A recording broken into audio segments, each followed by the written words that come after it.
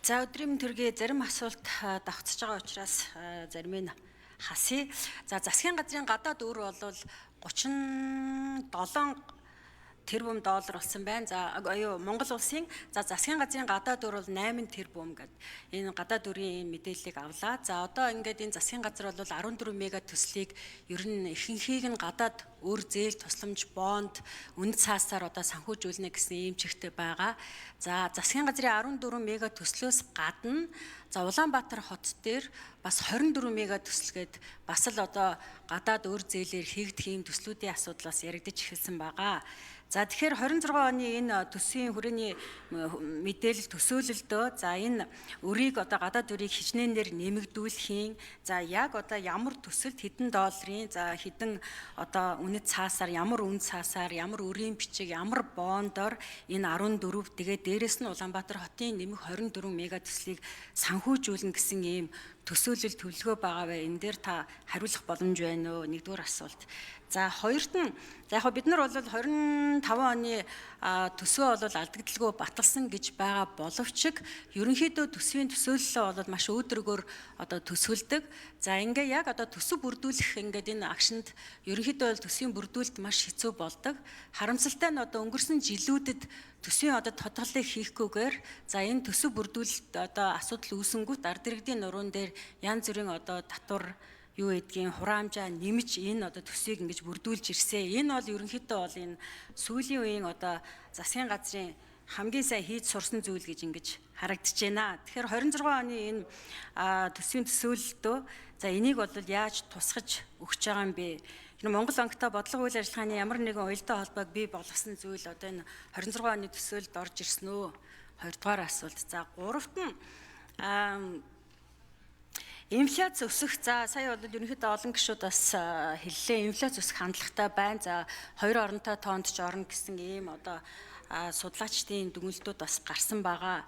Тэгэхээр энэ Монгол онгтойгоо бас энэ үйл ажиллагаагаа одоо мэдээж хэрэг ярьж хөөрч бас бодлого үйл ажиллагаа төсөөлж орж ирсэн байх гэж бодож байна. Тэгэхээр энэ дээр та сангийн сайд бас яг одоо ямар чиглэлээр за ямар одоо хууль бүрдүүлэлтэнд одоо бас уялдаа холбоог энэ зохицуулж энэ төсвийн төсөөлөлтөд оруулж ирж байгаа вэ гэсэн юм 3 асуултанд хариулт авъя. За сангийн сайд. Үгшлэм хариулмаар байна. За Батхуу. Энд чинь ихтэй гүшинэ. Дөрөвдүгээр энэ. Засгийн газраас оруулж байгаа тоонууд л та зөв яг сангийн сайдын хуваар гэх юм бол бид саналаа өгөөд явд юм байгаа юм. За ялангуяа энэ одоо яг төсвийн орлого зарлагаас бусад тоонууд дээр бол энэ төв банктай бол нэлээ бодлогоо уялдуулж тооцооллууд дээр хамтарч сууж ингэж оруулж ирдэг ийм тоонууд байгаа. За бид нар бол өмнө ингэж л хийдэг байсан. За одоо эдийн засгийн хөгжлийн яам хариуцдаг болсон учраас нэг хол хазаагаагүй болов гэж ингэж бодож байна. Тийм. Тэгэхээр сая та нэлээд деталь асуулаа тийм учраас эдийн засгийн хөгжлийн яамнаас хариулцсан зүг баха. Батгүй дараа хариулж байгаа. За дөрөвдүгээр энэ дэр. За мөнхтэй гишүүний асуултанд хариулъя. Яг төсвийн хүрээний мэдгдэл дээр ордог гадаад өртөө холбоотой тооцоо нь бол засгийн газрын өрийн хэмжээг дотоодын нийт бүтээгдэхүүнд эзлэх хувь хэмжээгээр заадаг байгаа.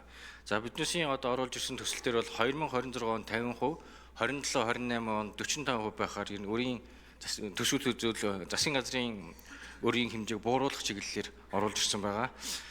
За ер нь бол түрүүнд дурдгдсан тэр татврын холбогдолтой асуудал дээр биднээс дотоодын нийт бүтээгдэхүүнд эзлэх төсвийн тэнцвэржүүлсэн орлогын нийт хэмжээг нь бол хувь хэмжээг нь бууруулж тооцсон байгаа эх 3 жилд. Тухайлбал 26 онд 31.7%, 27 онд 30.4%, 28 онд 29.6% хүрэхээр энэ одоо дотоодын нийт бүтээгдэхүүнд эзэлж байгаа тэнцвэржүүлсэн орлогын хувь хэмжээг бууруулна гэдэг нь дунд хугацаанд энэ татврын багц хуулиудыг өөрчлөх реформыг үе шаттайгаар хийх орон зайг нь бол биднээс ингэж гаргаж өгч байгаа. Энэ хүрээнд холбогдох хууль тогтоомжид өөрчлөлт ороод явах байхаа. За 14 мега төсөл бол нийслэлийн 24 мега төслийн хувьд бол төсөл болгоны хэрэгжүүлэх салбар онцлог байгаа. Төслийн одоо санхүүжилтийн модель загварууд нь бас өөр байгаа, их усрын төрөл нь өөр байгаа. Энэ бүгд нь тохирсон төслийн бэлтгэл ажлууд яваад үе шаттайгаар санхүүжилт шийдэгдээд явна. За үүнтэй холбоотой санхүүжилтийг босгохтой холбоотой хууль эрх зүйн орчин дээр бол төр хувийн хөгжлийн түншлэлийн тухай хуулийн шинжилсэн өөрчлөлтийн төслийг засгийн газрын зүгээс бэлдээд ажиллаж байгаа.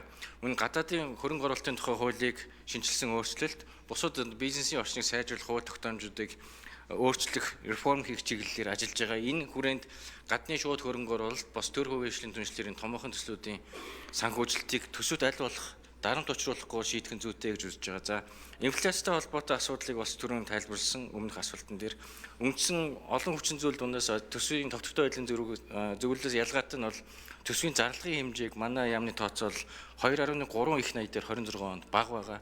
Тэгэхээр энэ төсвийн бодлого талдаа бас энэ нөлөөллийн зөрүү нь гарч ирж байгаа. За, Монгол банктай мэдээж төсвийн бодлого, мөнгөний бодлогыг уялдуулах хоорондоо төсвийн санхүүгийн тогтвортой байдлын зөвлөл дээр бол тухайн үед бас энэ нөхцөл байдлаа ярилцаад явдаг. Тэгэхээр бодлогын хүүг өөрчлөх ч юм уу бусад асуудлууд нь тэн дээр уялдаад явна гэж хэлдэг.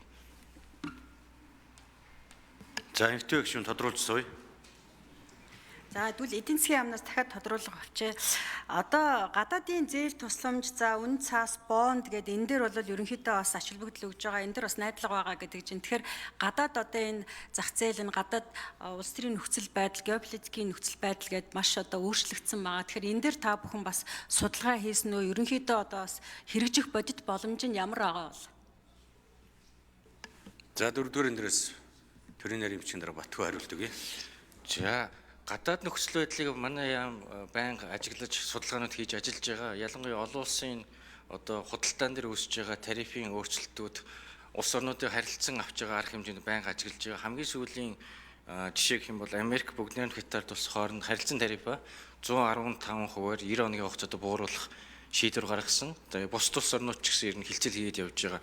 За, мэдээж энэ гадаад нөхцөл байдлын нөлөөллийг манай хамгийн том худалдааны түнш одоо гол экспортын орлогоос хамаардаг бүгд найрамд Хятад улсын эдийн засагт үзүүлэх нөлөөллийг бас биднээс тусгаалan авч үзэж байгаа.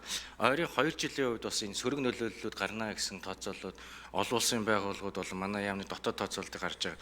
Үүнтэй холбоотой эрсдлийг тооцоод биднээс бас түрүүнд дурдсан тодорхой хэмжээний өсөлтийн тоо хэмжээг өмнөх онд гаргаж ирсэнтэй харьцуулахад бууруулж тооцсон асуудлууд байгаа.